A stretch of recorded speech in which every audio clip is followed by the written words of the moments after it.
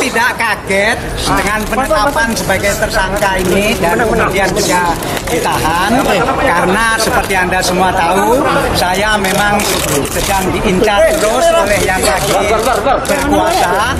Sebenarnya itu uratnya sudah kelihatan, sudah bisa diungkap secepat mungkin. Pak Budi lebih banyak diam, hanya meminta maaf saja, tapi tidak menawarkan solusi apa-apa. Mengusut kasus Senturi, cuma kemauan dan keberanian KPK saja. Ada keterlibatan dari Pak SBY berarti di sini Pak, soal dari sorotan di Nanti saya akan ungkap sejelas-jelasnya di KPK nanti.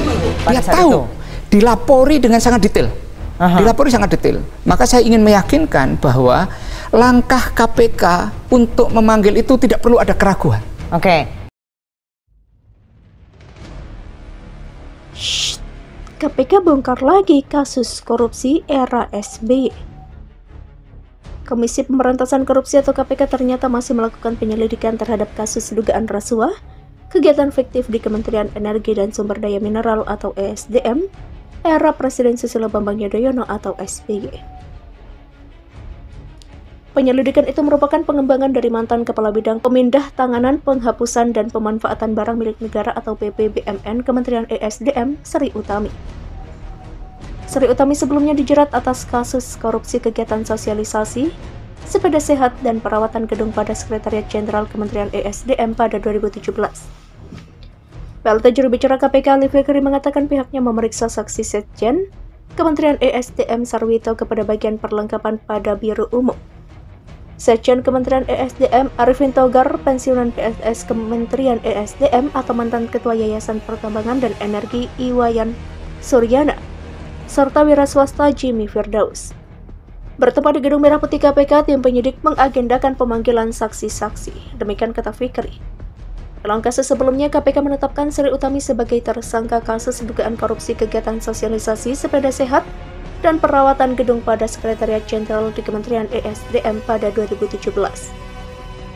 Berdasarkan hasil penyidikan KPK diketahui Sri Utami selaku koordinator kegiatan pada Satuan Kerja di Sekjen Kementerian ESDM bersama-sama dengan Sekjen ESDM periode 2006 sampai 2013 Wayono Karno.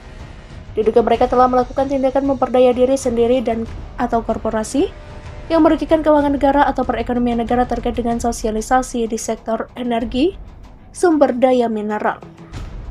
Sri Utami juga merugikan keuangan negara dengan melakukan kegiatan sepeda sehat dalam rangka sosialisasi hemat energi dan perawatan gedung Kementerian ESDM tahun anggaran 2013.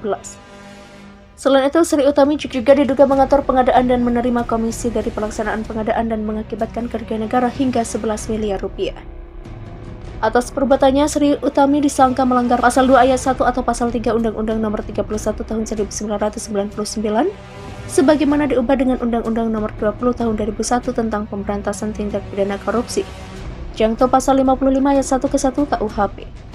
Sebagai informasi, perkara ini sebelumnya melibatkan mantan Menteri ESDM Jero Wajik dan bekas Sekjen Kementerian ESDM Wayono Karno. Jero Wajik berdasarkan putusan Mahkamah Agung atau MA divonis penjara 8 tahun, ditambah denda 300 juta rupiah dan kewajiban membayar uang pengganti sebesar 5 miliar rupiah, subsidiar 2 tahun kurungan.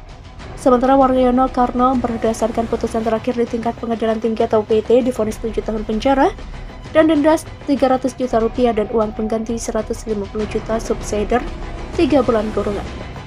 Berdasarkan dakwaan terhadap Wayono Karno, Sri Utami disebut mendapatkan keuntungan 2,39 miliar dari kegiatan fiktif yang diduga mengakibatkan kerugian keuangan negara sekitar 11 miliar rupiah tersebut.